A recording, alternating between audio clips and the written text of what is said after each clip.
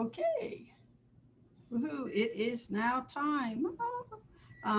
My name is Rebecca Lickus, and I'm going to be the moderator for this panel on creative couples. Why don't we get started? You all have probably done this several times already, but tell us a little bit about yourself and the creative couple that you are or have been a part of. Are you both creatives or just one? And I guess probably the easiest way to do the alphabetical order.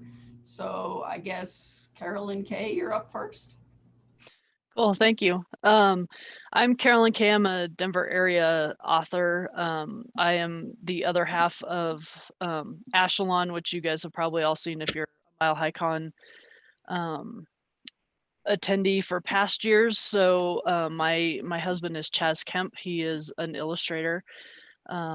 So together we do books and art. Actually just came out with my third book called Philonicion earlier this month, so that's out. But yeah, so we're kind of we work together on the world of Ashelon as well as kind of other creative endeavors as well. Okay, Elaine Monaghan. How do you say that? I'm sorry. It's okay, no problem. It's Elaine Mungin. Mungin. Rhymes with dungeon. Really easy to remember. I'm an LA-based author and filmmaker. My writing partner is Glenn Zipper, who's also on the panel. We have collaborated on, so our first book is Devastation Class, which is this. And then we have 2 short films that we've worked on together, and we have some other projects we're working on now as well, including book 2 of Devastation Class. What she said.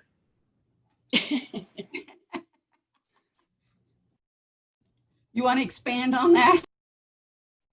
The only thing I could add to that is we used to be a couple. We're not anymore. We still enjoy creating things together. We don't enjoy sleeping in the same bed anymore, and I don't blame her. It's I wouldn't wish that upon anyone. But it's we're glad and happy that we were able to maintain our creative partnership, and hopefully it'll go on for a lot longer. All 3 books of the trilogy. Okay, and Alan Pollock, if you could jump in. Okay, well, I am not working on any project with my wife. We're both creatives, but we work in the same household, live together, married, the whole 9 yards, but we do completely different things, me being an illustrator. And she is starting up a business with aromatherapy and wellness and things like that. She makes a lot of her own products, all kinds of stuff. I couldn't even begin to tell you all the things. She's like a mad scientist in the kitchen most days. So, yeah, so no conflict or anything working together, but working in the same house and trying to figure out times together, times to leave each other alone, and all that stuff is all there.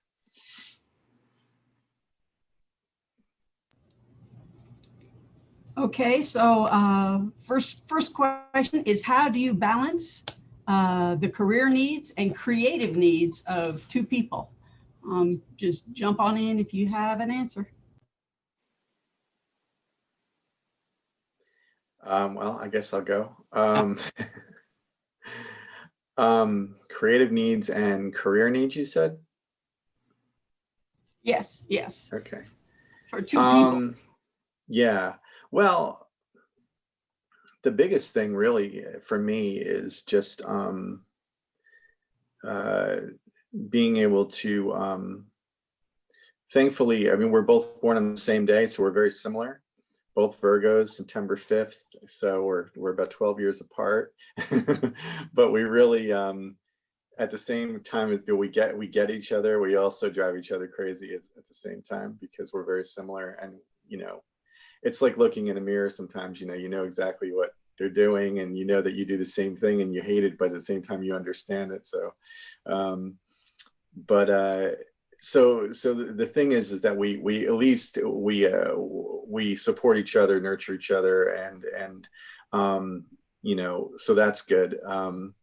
We know for the most part that each other, the hardest thing is when you're a creative person, at least for me, I'm not, it's not like I get up every day and I'm like ready to go create, let's go, you know. It's kind of, a lot of times you have to kind of be in that mood, unfortunately, or you have to at least work on getting to that mood where you're locked in. And then once you're locked in, then you don't want to be unlocked. You want to like be in it and take it for as long as you can take it. So the other person being a creative person, at least they understand that and they get it. But it's hard when you're both creative, because you might not be on the same ride at the same time. So one person's in the middle of it and they're going, and the other person's like ready for dinner or ready to sit down and hang out, or balancing that back and forth is really hard, to try to feel each other out and figure out, like, should I bother her now? She looks like she's working, or it's vice versa, or, you know, are you good? You know, do you set up a time later to, you know, you might really need to work, but you don't want to be like, I work all the time, so we should really hang out, but I got to do this and she has to do that. So it can be challenging. It really can. Anybody else? Yeah, go ahead. Okay. Yeah, similar things with Chaz and I. Since COVID happened, I have been doing my day job from home. And one of the things we realized fairly early on is that my office, which you see in the background, is my writing office, but my day job office is actually in the other room. Because we realized within probably about the first month that we actually needed a little bit of physical space away from each other during the day. Just because I'm on Zoom meetings quite often, and you know, he's got his own Zoom meetings, so if we're both on at the same time, it gets kind of chaotic. But if we at least have that other wall between us, it helps a little bit. But then we also try to do meals together. And you know, so we'll do breakfast, lunch, and dinner, and take that time out so that we have that time together. But then times in between that, you know, if he's an art head, then I let him be an art head, or if I'm writing, he lets me write. And we kind of have, you know, we've worked out over the last several years, you know, kind of who takes care of laundry, and we tag team with different stuff. So if one of us is like totally in on a project and has to go, then the other one's like, all right, I got it. I'll take care of dinner. I'll vacuum. I'll do the laundry. Next week, you know, that's my time and you get to do it all. So. I think the only thing that Elaine and I could add to this is balancing the career with the creative. You know, Elaine is a very talented director, and in addition to being a talented writer, and so she has to constantly be working on those pursuits at the same time that she's collaborating with me on the book. And so I have to make sure that while she's busy walking down that road, I give her the space to do that. And parallel to me writing, I produce documentaries for a living. And so the reciprocal is true. There's times where I'm just completely unavailable because I'm having to do that. And I think we've learned to be patient with one another and work around each other's availabilities. You know, so far it hasn't really been an impediment to the work at all. And just because of the way that we work together, which is we don't ever sit at a table and write in the same room. We just sort of volley back and forth, where I'll write a chapter, send it to Elaine, she'll tweak it and send it back to me, and vice versa. When one of us is available or unavailable, it doesn't really interrupt that workflow in any way. And I can just add that when we were a couple, you know, we found the balance because we were living together for most of the time that we were writing the book together, and also working on the first short film that we worked on together. And you know, it got to the point where, because we were living together, you know, our home was our creative space together. So our dining room had, you know, our storyline kind of mapped out on the dining room wall. And because we were both working full-time jobs when we started writing the book, we would spend, you know, nights and weekends. A large portion of nights and weekends were spent talking story, talking characters. And I think that we work so well together because we have similar tastes and we strive toward similar goals. And because we were together for so long, there's a lot of sort of creating by osmosis happening where we understand, you know, what makes each other tick. It's helpful in the creative process. And there's, you know, of course, it's not all roses. You know, there was conflict, and I'm after this Zoom, I'll get in touch with Alan about some aromatherapy from his wife to help me through the tough times.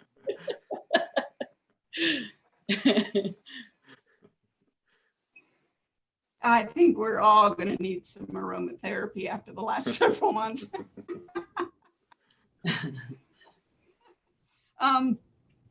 So some of you have already, you know, hit on this a bit, but the next question was, do you work together? Do you take inspiration from each other? Did anyone have anything more to add to that? Or do you think you've said everything that needs to be said? Well, I can say that, you know, a lot of times if I'm feeling stuck, I'll ping Glenn, and he is very fast with creative ideas and new outside the box ideas. And so, for instance, I was invited to submit a script for a short film contest last year for the Sundance Institute and Hulu for their film fest called Huluween. And they wanted a horror short film that had a technology component. And I was like, I got nothing. And they followed up a couple times. And finally I reached out to Glenn and said, do you have anything? And he was like, hang on a second. And literally like 30 seconds later, he like fired off this like summary of what the short should be. And I was like, great, I'll write it over the weekend. And I wrote a draft over the weekend, and we went back and forth and we submitted it, and they accepted it, and we got to make the short film. And it ended up winning the contest. So nice. Yeah, so which is exciting. And so that to say, you know, I like having him as a partner because he's super helpful when it comes to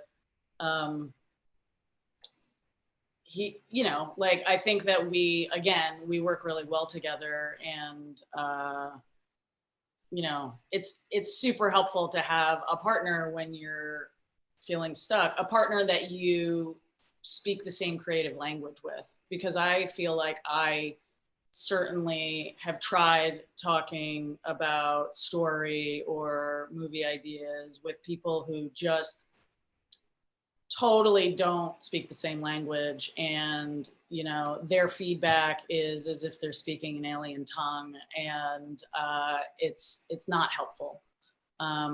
So I think that's a really important piece of working together with anybody.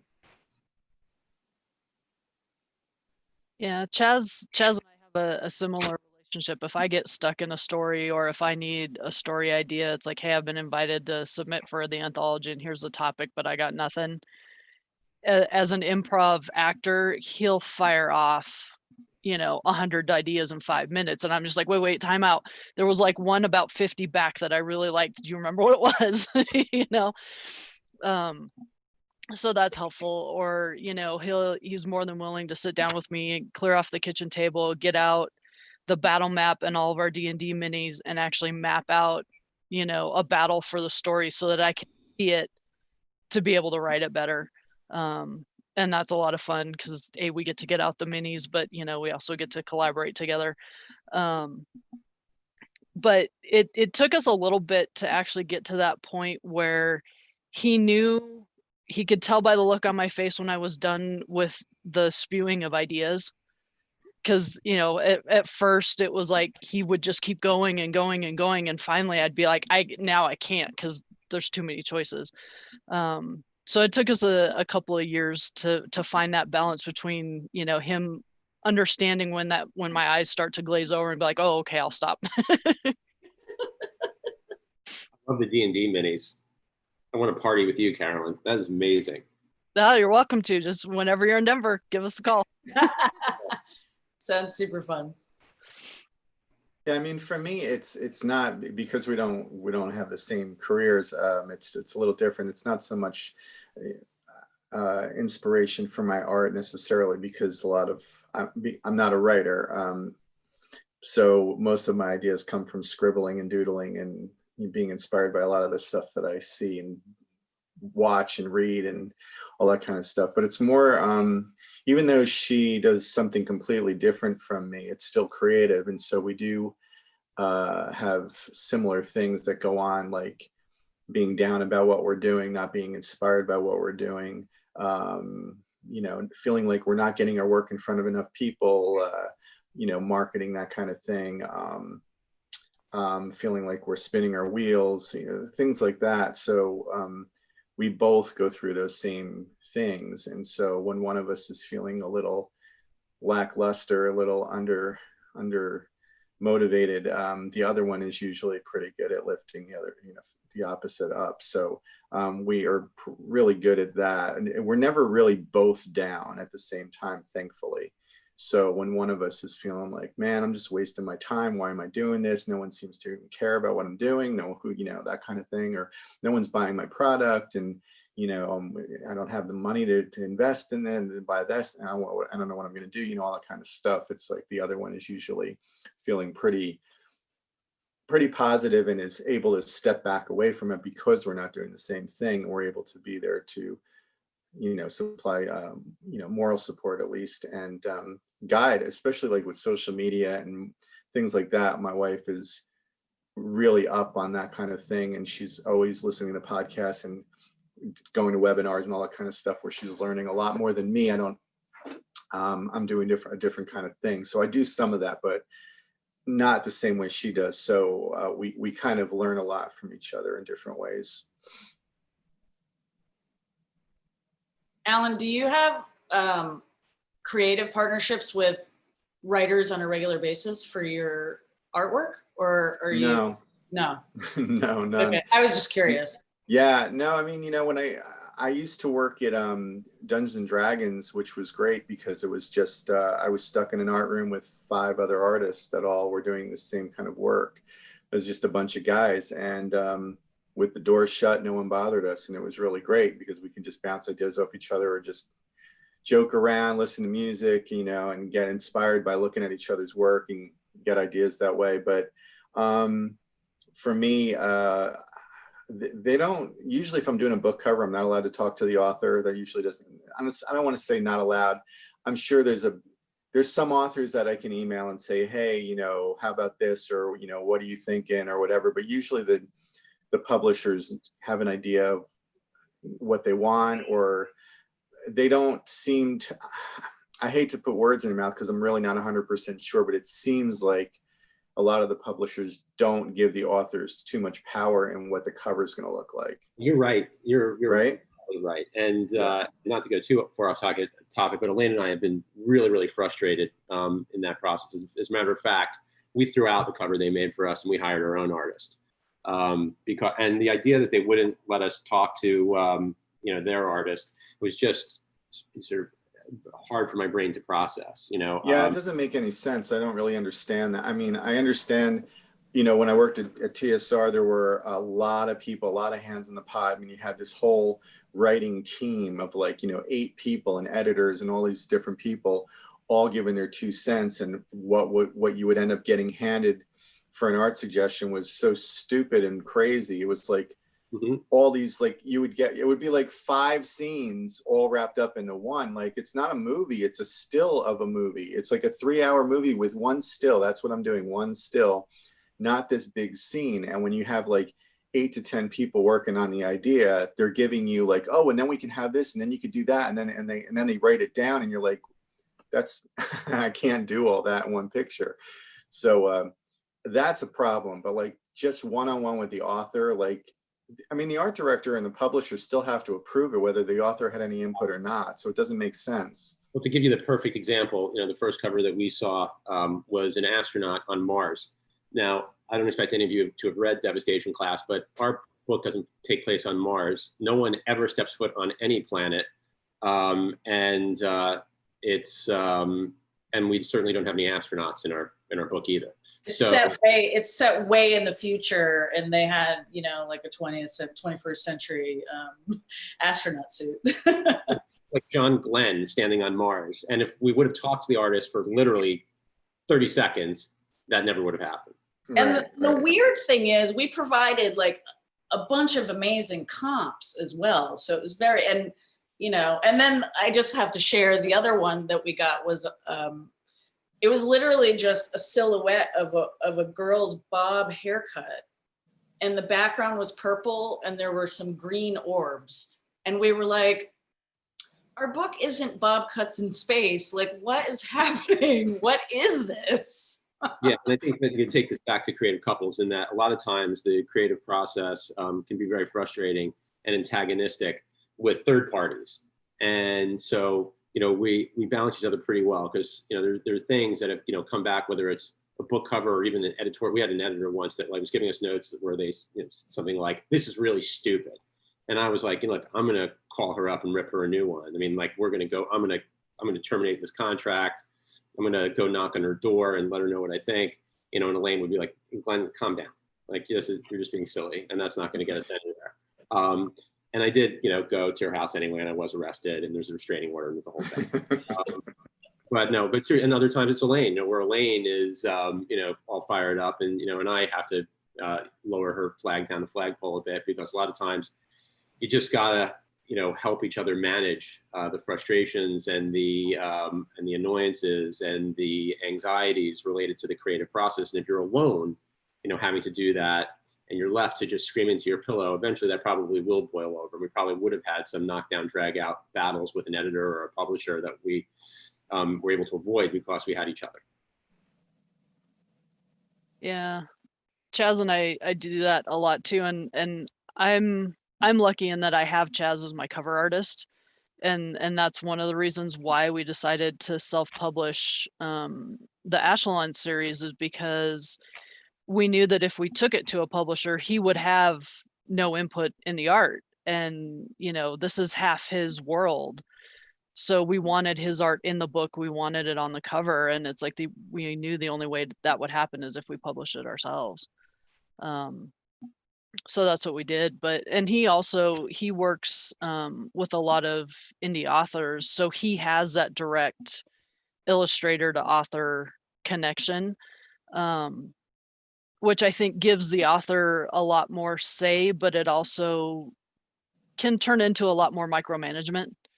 You know, you don't have that filter of an art director going, you know, between the author and the artist, kind of filtering some of all the nitpicky stuff the author wants, you know, oh no, but that thing in their hand is supposed to be backwards and purple, and you know, the dog is supposed to be looking to the left, not the right, you know. So there's pros and cons to working directly with the authors as well, as far as doing the cover art. You're fortunate that you like your husband's art, because if you didn't, that would be a problem. But yeah, I mean, yeah, I mean, I'm also in a musical duo with my wife, and thankfully I love her voice, because if I didn't, it would be really hard.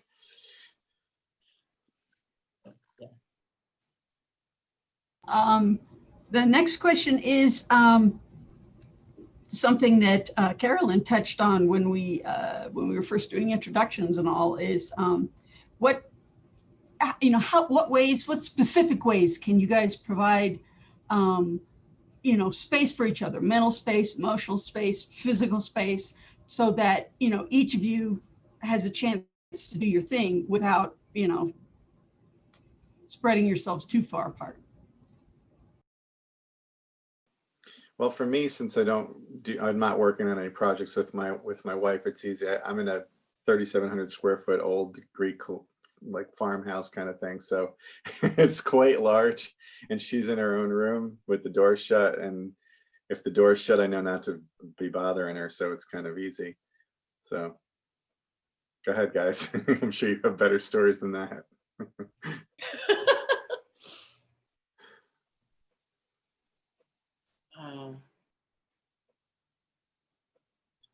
Well, tell us about the Mungeon Dungeon. Yeah. There is no such thing. There is no such thing. There's no such thing. please call the police. Please help me. I'm in the Mungeon dungeon. There is. I'm gonna. I don't know. In terms of creating space, I think that we, you know, when we were living together, it was pretty obvious when we needed time alone to work. And, you know, because of the way that we work, either we were talking about it or off writing. I know that I can speak to giving someone space in a supportive way. Glenn was super supportive when I was making my first short film. And, you know, I think like giving someone space is one thing, but holding someone's space is another, right? So like he made time to be supportive and to talk through the process or talk through, you know, I remember I was having a really hard time finding a cinematographer that I felt passionate about.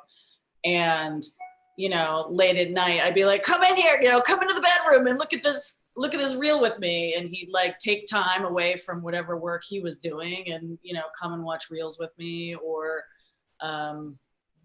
you know, the script writing, I remember getting notes back from the studio and on the script for that film. And he and I like, literally it was that alien tongue thing. They were speaking development speak, which is a very specific kind of language. And I kind of just like crawled under a rock for a few days. And finally Glenn said, are you ready to talk about their notes now? And I was like, yeah, okay.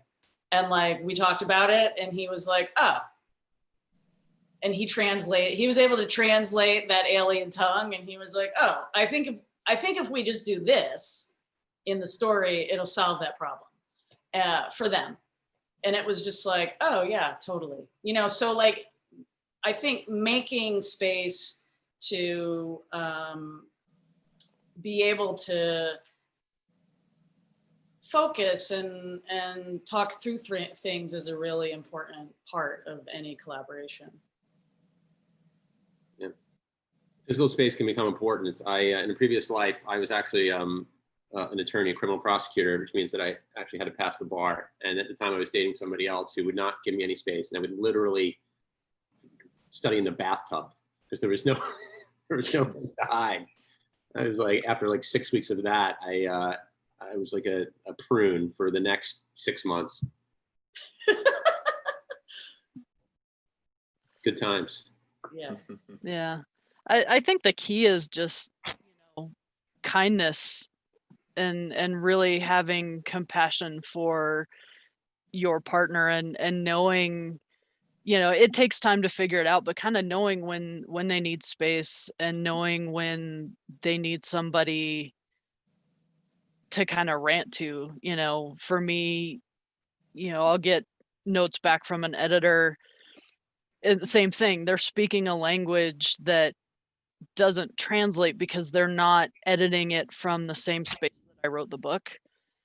You know, so it's like, well, I don't understand why they're saying this, and this. Is this, what am I missing? You know, and being able to talk that out with somebody who's, you know, willing to actually listen and then, you know, either attempt to translate or go, you know what, maybe we need to find a new editor.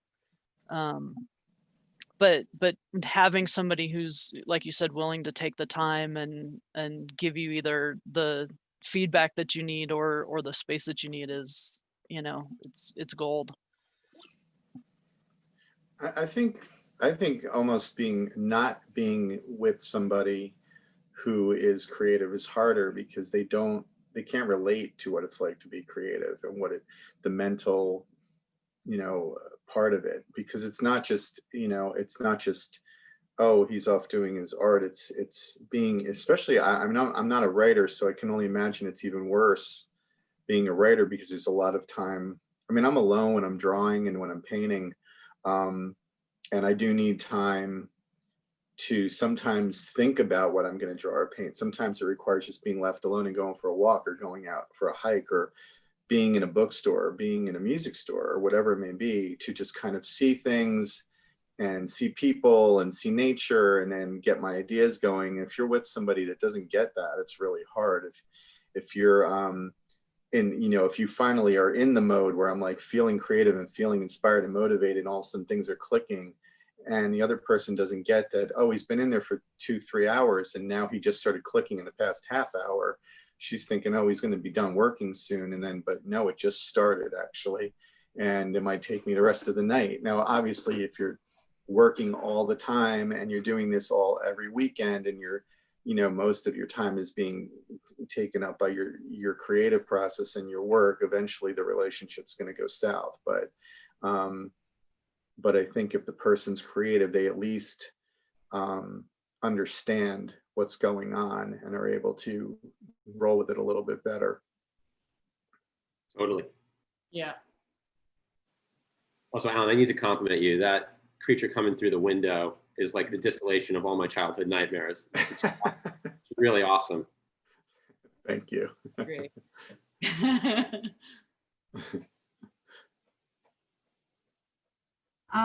So, continuing on with that, what about being a creative couple has been helpful and what has not been? One of the things I've heard from some couples is that having one person be the creative and the other one having like the day job or being more business oriented can be really helpful, because a lot of creatives are not good with the business end of things.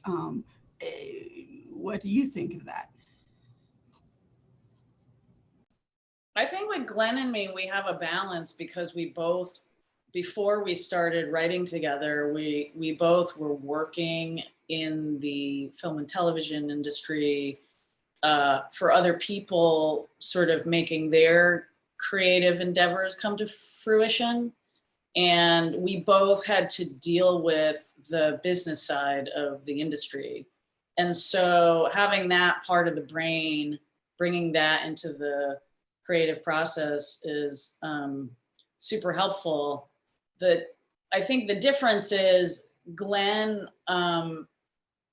now working, at the time when we first started, he was working,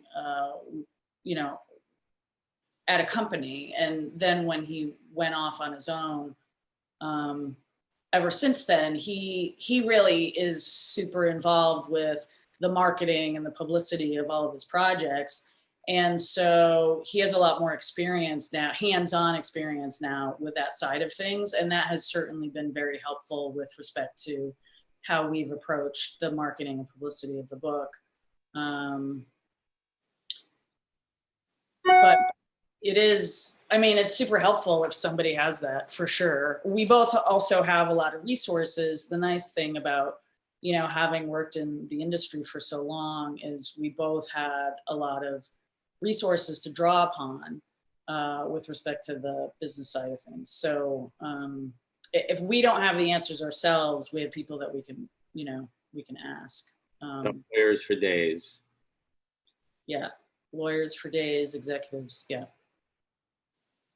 Totally. I think it's definitely helpful to have at least one person in the partnership who has a little bit of business acumen. I've learned it, especially from the independent author side, and I'm still learning marketing and all that kind of stuff on top of my daytime career, which is going on 23 years. So it's also nice to have that stable income that I don't have to push so hard on my books, because I have the income to take care of all everything that I need to. So for me, it's kind of like having training wheels. It's like I have that cushion so I can take my time and learn and help Chaz with all of his stuff as well. But it's definitely helpful to have somebody with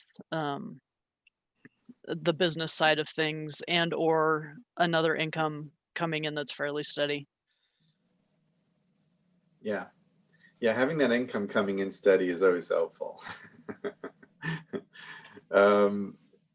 I was even doing Uber for a little while for some steady income, which was good, but it was killing my car. So and then the pandemic hit, so that and an Uber for me. But it was taking me away from my art. So really, in the end, it probably wasn't the best thing to be doing. That's why I never really had a part-time job for that, you know, to have steady money coming in. I was always like, well, it's going to take me away from what I should be doing. And so I never did it, but it was, at times it can be struggle when you're waiting for checks to come in and you don't have any money in your hands. So, but as far as the business part of it, yeah, I mean, for me, it would be helpful if one of us was a pro at marketing and business, and we're not. So, so we're kind of both. I mean, I've been doing this for 25 years, so I've learned a lot, but I've also seen it change a lot. So to keep up with it and know what's going on that wasn't going on back then, you know, as things change, keeping on top of things is a challenge. And but we're both learning about, you know, all of that together, which is kind of good because we can bounce ideas back and forth. And it's not like she's doing something, like if she just had a day job and I was doing what I'm doing and she's not even in that thought process of marketing or any of it. Since we're both in that thought process of we got to keep promoting and social media and getting our work out in front of the right people and all that kind of stuff, we're both looking for things every day to try to figure out what to do and how to do it better. So, you know, yeah, it would be nice to have someone who was a pro, but the fact that we're both in the same, you know, train of thought kind of helps. I would say that with respect to the marketing and the publicity side, while it's been helpful with our backgrounds, and Glenn's more hands-on experience, like we have learned, like you said, Alan, the learning process is, you know, books are totally different from film and television. Like that has become very, very, very apparent through this process. So, you know, it is a learning curve, and learning together has been super helpful because at least we can bounce things off of one another and then take it to the right people to ask the questions. I mean, isn't it now, I mean, I don't know 100% for sure, but isn't it kind of different now? Whereas when you're trying to promote, when you're doing most of the promotion yourself now, right? Or is it kind of set up that way where the publishers expect you to do most of the social media and the marketing for it? Well, they told us one thing, but they're doing another. So it's like they said they were going to do some of it, but we're doing all of it. They're doing a little bit, and they're not doing as much as we thought they were going to, for sure. Right. For sure. You know, so now literally we're behind. You know, we're contracted to write the sequel, and you know we are, and it's going well, but we're behind because for the last 3 months, you know, promoting the book has been a full-time job. It really has, you know. And also, as you know, first-time authors, it's hard, it's a heavier lift. Just, you know, we're learning. You know, it is very different than the film and TV world. And you know, something that we're bumping up against is like we're carpetbaggers in the eyes of some people. You know, we're film people. They're like, you know, no, who invited you to our club? Right. And so, you know, we don't know what the skeleton key is to find that acceptance, to have, you know, the literary world support us and amplify us. It's more of a resistance. And so we have to now figure out how to outflank that. And then once we outflank it, then do the heavy lifting of actually promoting. And that can be a really frustrating process and a really deflating process at times. And you know, you work on a movie, you work on it, you know, or a TV show, or a season TV show. It's, you know, it's like 9 months, a year. We've been working on this book, you know, which feels like half our lives, might have been, you know, 5 or 6 years, and then to, you know, have to swim against the tide like this, it's quite disappointing and frustrating. And if I was alone and didn't have Elaine to commiserate with, they might have thrown up my hands. But I think that each other's safety vests and in this process, and that's the reason that we're still going, and we're still excited to do the work of promoting the book and writing the second one.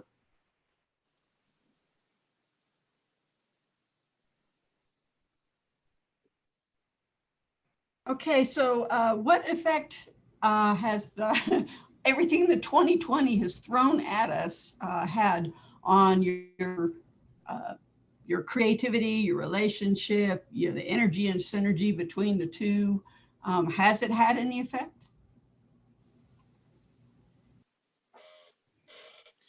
For me, I mean, the thing that happened for me, which was kind of nice, was I was, like I said, I was doing Uber for about 2 years, and just to have some sort of steady cash flow. And it was nice because I could pick and choose my hours and all that kind of stuff, and fit it in whenever I felt like I needed some money. I could go do it. I could work at night. I could work during the day, on the weekends, whenever. It was pretty fit into freelance lifestyle pretty easily. But right around November of last year, I had enough. I drive, I live near Ithaca, New York. So I was driving mostly Cornell students, and that's not, it's okay sometimes, but after a while you want to kill them. So I was at a point where entitled white college boys in their 20s, I wanted to like never see them again. I really had enough. So For a while. huh? Try teaching them for a while. Oh yeah. Well, but you're not dealing with them being drunk either. Yeah. At like 1 a.m. So yeah, it's not fun.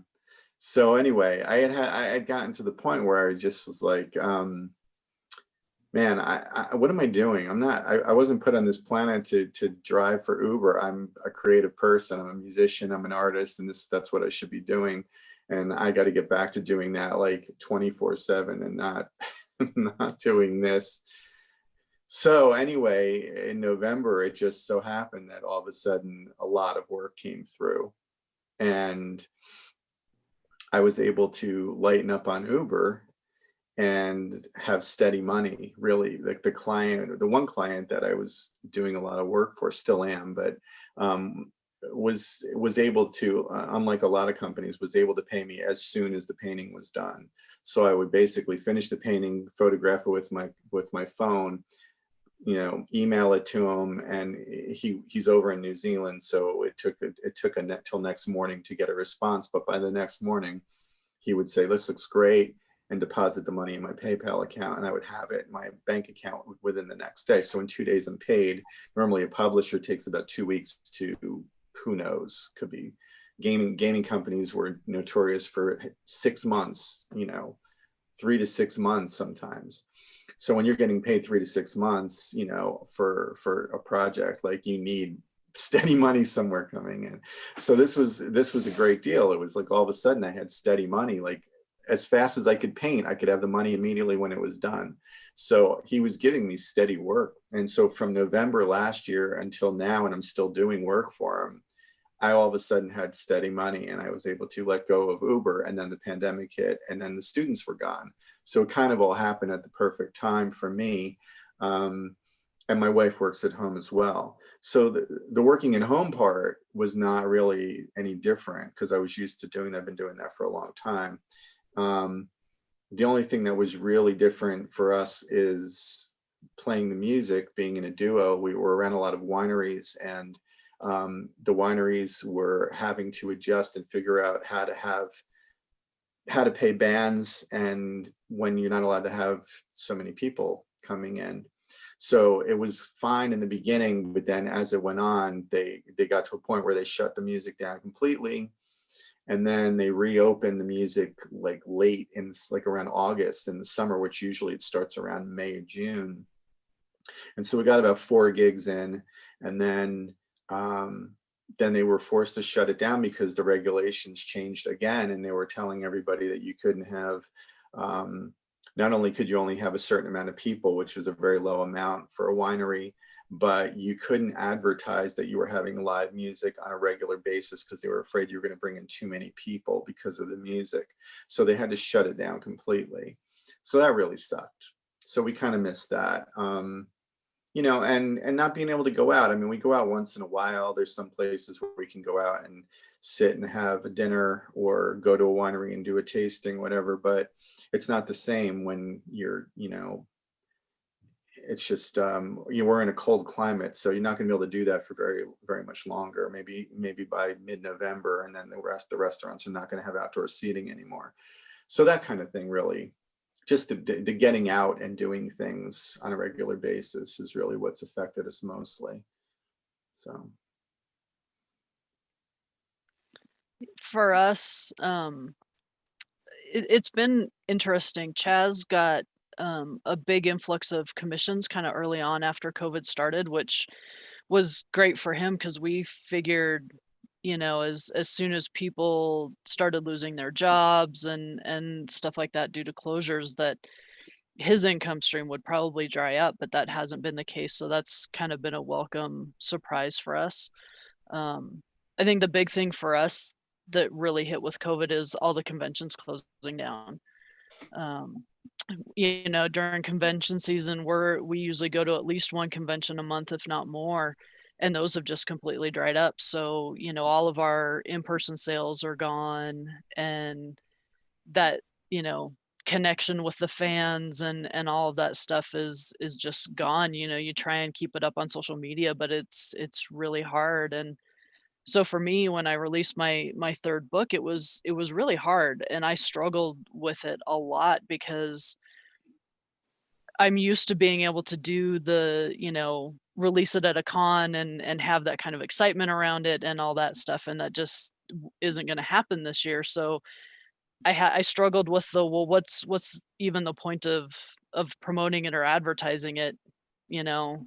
It just kind of, it was a big struggle, and I'm still struggling a little bit with promoting it, which is, you know, detrimental to myself, but it's just kind of really hard to find the oomph to push something when you know that so many other people are struggling. So that's been hard, and you know, the stress of COVID and all the stuff going on too is, for me at least, has really dented my creativity. I haven't written anything in probably a couple of months. Um, you know, I sit down to write and I stare at the screen, and yeah, there's just nothing. So it's been a bit of a struggle for me, but hopefully next year things will start to change a little bit, and we'll get back into in-person conventions. Although I don't know, probably maybe not until later next year, as you know. So we'll see. yeah, we're hoping. Mhm. And I agree, it's been creatively stunting. I counterintuitively, you know, had thought it was going to be a fertile time to be creative because, you know, you're locked away. What else are you going to do? But it hasn't operated that way. I feel like we're all in survival mode, and I guess my brain is thinking like, let me just get through this week, and if things start getting better next week, I can start concentrating on creative stuff. But things never get better. And I don't know what everybody's politics are, but just for me, just sort of the constant fire hose of insanity and, you know, anger that that stirs up inside of me leaches out my creative motivation, because all that energy is, you know, operating against that fire hose. And so, you know, come, you know, we have the election, then we're going to have the Civil War, and then we'll have the new year. Hopefully by the new year, I'll be ready to be creative again. I couldn't have said that better. I can also say that, you know, having the book come out, like I remember, I mean, just delivering the final book to our editor, like texting Glenn being like, congratulations, we should have a drink, a virtual drink or something. And we were both just like, but it's so anticlimactic. Like we're finally done with this thing, but considering what's going on in the world, it's just like, it's Didn't the really unimportant, you know? Didn't the publisher say to you on a call that I wasn't on, like, are you going to pop the champagne? And you were like, no. Yeah, yeah, we were literally on a call with the marketing team at the publisher, and they were like, congratulations, are you guys gonna like pop the champagne and have a toast? And I was just like, no. Well, what bizarre world are you living in? Like, I know, exactly. Like, Yeah, that was a very confusing. It was a very confusing. No, I just watched a stream from Snoop Dogg on Instagram when he had his birthday, and it looked like he was having a pretty good time. He's got sort of like our president. He's got the best doctors. He'll be all right. That's Yeah, true. exactly. That's true. Yeah. And the next question would be, do you think that being part of a creative couple has been reflected in your work at all, or in your partner's work, or do you think it really hasn't changed anything? I'll get mine out of the way. That would be, and it hasn't really done anything because we're not working together. So just the moral support, positivity, you know, that's really where what comes out, keeps us motivated and keeps us going.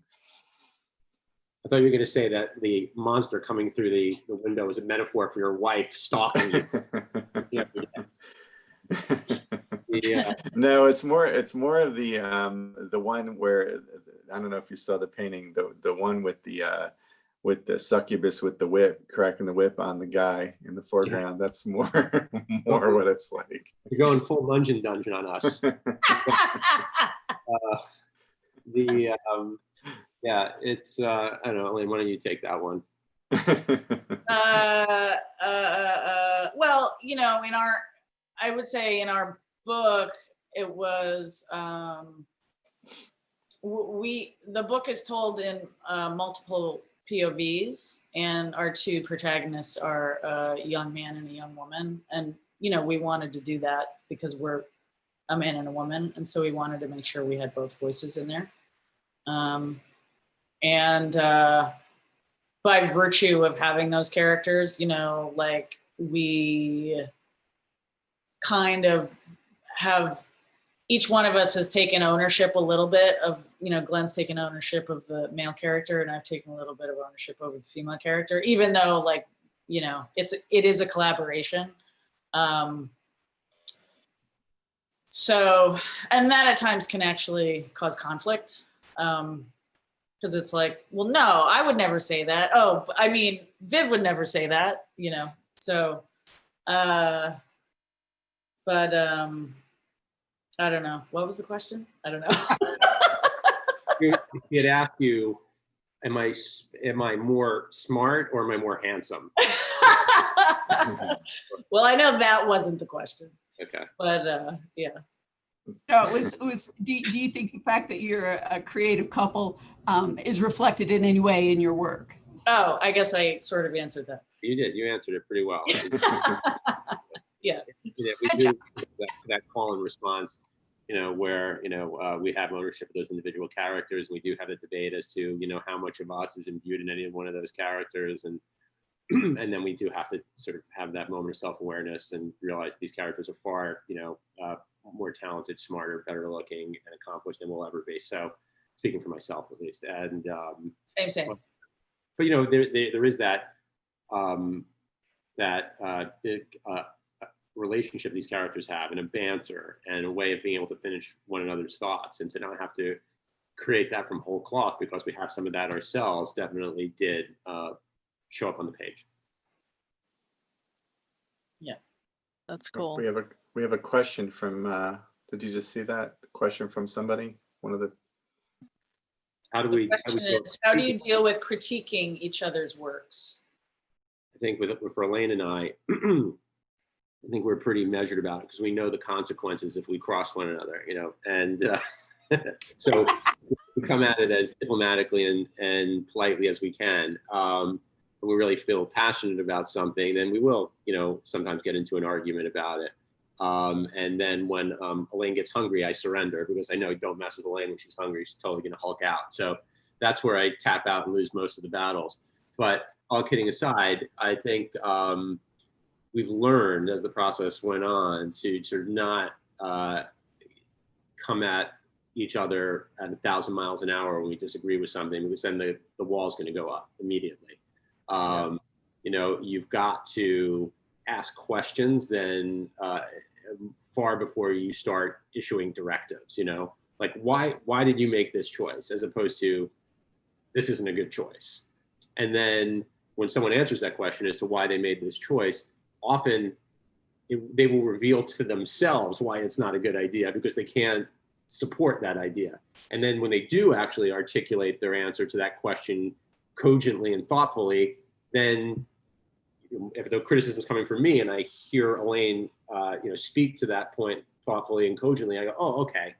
Now I see why you did what you did. Or, even I see at least why that idea is so important to you, and that's not a hill I want to die on. So we'll let you have that win. You can go, Caroline. Yeah.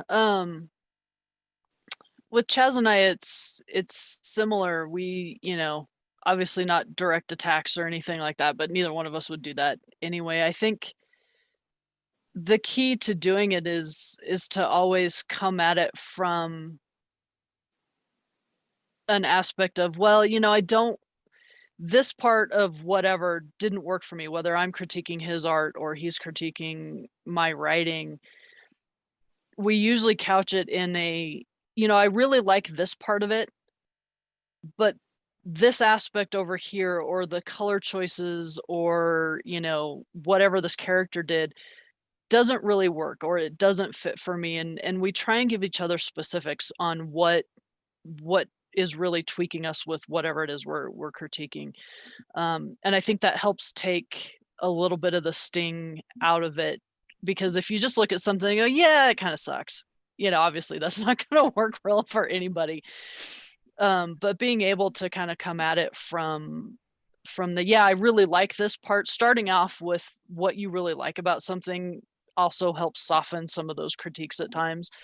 But having specifics and being able to really articulate what isn't working and why it isn't working for you really helps. Because, there's some times where I know Chaz isn't going to like something in my writing, but that's because of his personal, thoughts about that thing. So I know that's going to tweak him. But if I can come back with him and say, yeah, but this is why I put that in, then we can have a better conversation about it. So. Yeah, for me, it's just since we're not working on a project together, we're just in the same building. Critiquing usually doesn't happen unless we ask. We don't come at each other with a critique unless one of us says, "What do you think of this?" or "Give me your honest opinion on this."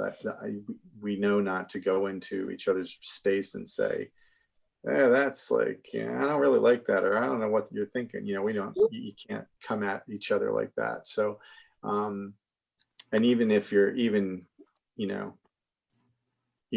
asked, if a woman says to you, "How do I look in this outfit?" you always say, "You look fabulous." So there's certain things, You look fabulous. You cannot hesitate. Not even for a quarter, not even for a fraction, not even for a nanosecond. Exactly. Awesome. Exactly. Best you've ever looked. Well, we both like to cook. Well, I probably like to cook more than she does, but she's a great cook. And she made soup one time and it was great, but it reminded me of my childhood. It was a vegetable soup. My wife's a vegan, gluten-free person, and she made a soup, and the first thing I said when I tasted it was, "Oh, it reminds me of Campbell's soup." And it wasn't because it was as bad as Campbell's soup. It was fresh, made with fresh ingredients, but it just was I don't eat vegetable soup, so like that's what it tasted like to me, was vegetable soup from like when I was a kid. And the only soup I had when I was a kid was Campbell's. My mom and dad didn't make anything fresh. So that's what it reminded me of. But of course it was way better than that. But I said it and then I was like, oh, what was I thinking? I shouldn't. And then she was very angry. So you try not to offer critiques unless someone asks you. And even when they ask you, you have to be very careful how you say it. Okay, so we've got just about a minute left. So if everybody can take 10 seconds and say, what is the best thing about being a creative couple? And then I guess we'll close it out. When I'm lazy, I can hand the baton to Elaine, and I know work still goes on without me. What? I said, when I'm lazy, I can hand the baton to you, and I know that work still goes on without me. Oh. Wow, what did you think I said? I don't know. Uh-oh. We just got the best and the worst in that 10 seconds.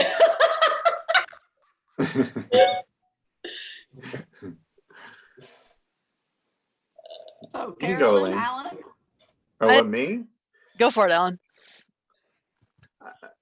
Well, the best is just because, like I said, I think because we're born on the same day and we're both creative people, we get each other, and that's really the key to our relationship. I think is that we really understand each other. We understand each other's emotions. We understand our moods.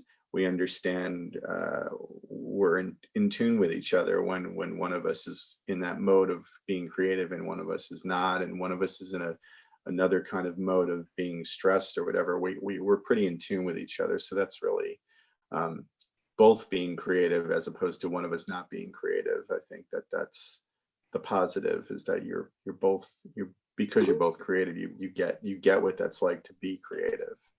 So Yeah, I'll echo that too. And the cool thing is you never have to apologize for being in what we call art head. You know, if you're in the zone, you never have to apologize for it because the other person understands and they get it. yeah. I'm going to start using art head. I like that. Yeah, I agree with everything everybody else has said. And, you know, I think I said it before, it's like being able to sort of create, to have somebody to bounce things off of who understands how your brain works is, you know, super helpful and important to the work. I'd like to thank all our panelists. Thank you so much. You guys have had a lot of interesting stuff to say. I'm so glad you were here. Thank And you. I get to Yeah, go thanks now. for having us. Thank you. Nice meeting you guys. Thanks to all of the attendees too. Thanks for participating. Yep. Nice Yeah. meeting everybody. Yeah, you too. Yeah, you too. Thanks.